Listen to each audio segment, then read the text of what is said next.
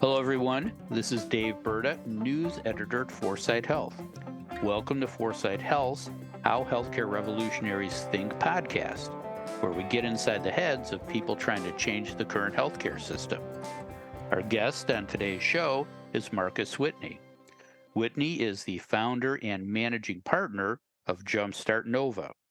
Jumpstart Nova is a Nashville-based venture capital fund that invests in Black-founded and owned healthcare startup companies. I interviewed Whitney as part of our How Healthcare Revolutionaries Think series, and we talked about why taking a job in the service industry as a young adult may be the best training for a future healthcare entrepreneur. Hey, Marcus. Hey, how's it going, David? Good, good. Nice to see you in person. Good to see you as well. Thanks for making time for me today. Yeah. Now, we've all had different jobs. I read that you were a waiter. My first job, I was a caddy when I was 12. And that particular job taught me so much about people. Yeah. It was at a private country club, and the members were, pretty wealthy. And if they hit a golf ball into a pond or a creek, I would have to take off my shoes and socks and go get it. And at that time, the golf ball was worth about 25 cents. And, it was just such an interesting lesson in so many levels. So I'm just curious, you were a waiter. Is there anything that you learned there that you apply now in your work or your kind of influenced how you think about healthcare or any other jobs, non-healthcare related that you made a connection? Absolutely. The importance of communicating to people and making sure that they feel heard and seen and paid attention to, Hmm. and just the importance of being personable. I mean, that has been so incredibly valuable throughout my career. And that's just, that's something that was fundamental to waiting tables. Yeah. Being personable, right? To Hmm. to to new people that you meet. You've never met this person before.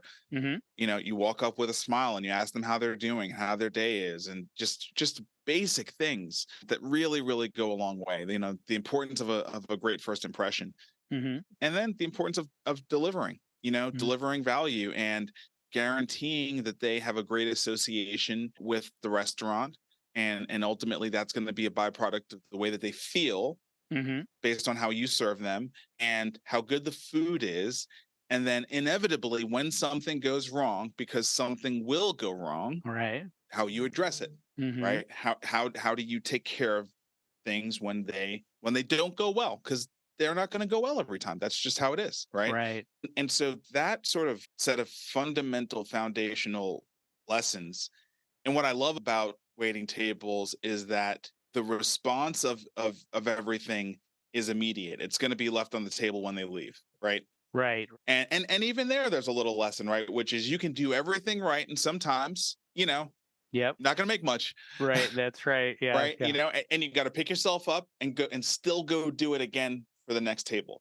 You cannot take that out on the next table, right? Right. That's interesting. So there's a lot of great fundamental lessons in life, and my youngest son, I could just tell he was missing some of these lessons, and I Hmm. made him wait tables, not this summer we're in now, but last summer, and I watched him grow. I watched him grow a lot. So I think people should work in the service industry. I think it's important. No, no, that's really true. Do you think you were a good waiter? Like, were you the best waiter at your restaurant?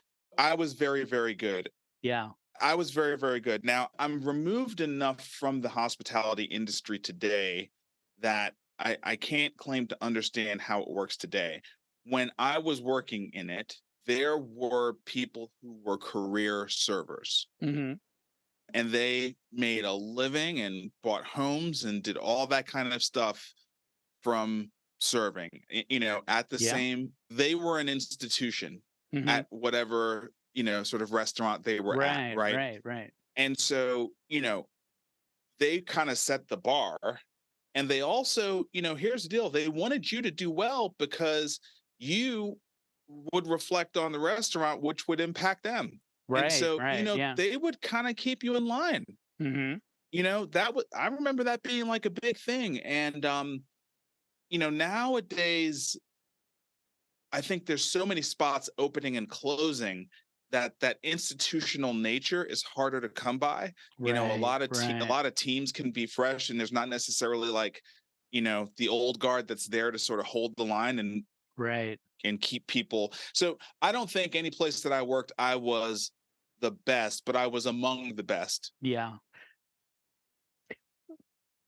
Yeah. Well, that's a great point in terms of learning the skills that really translate well into business.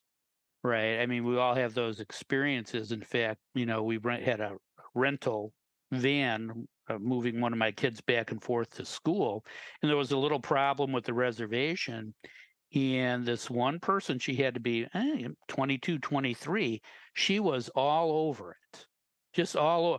Yes, Mr. Berta, come to this location. We will get you this van from this location. It'll be there waiting for you. It'll be and I even sent her a note afterwards saying it's kind of corny being an old guy, but it's so refreshing to see a young person embrace what most people would hate for a job. Yeah. And she's like, "Wow, thank you very much." But it really is true, and those translate so well. And do you pick that up with when you're thinking about companies to invest in?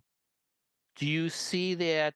Well, I guess I'm asking, can you tell the people who have worked as a waiter and people who didn't work as a waiter?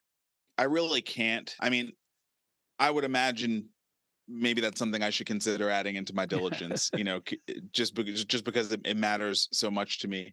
But really, what I find is it takes working with someone to really get Yeah. to know them. Like, you can do as much diligence as you want, but people are, you know, in those limited interactions where you're not really faced with the fire of the Hmm. real world.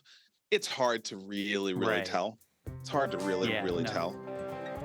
Well, Marcus, this has been great. So I really appreciate your time. Well, thank you, David. It's been a really fun conversation. Great questions. Really fun conversation. All right. Thanks, Marcus. Take care now.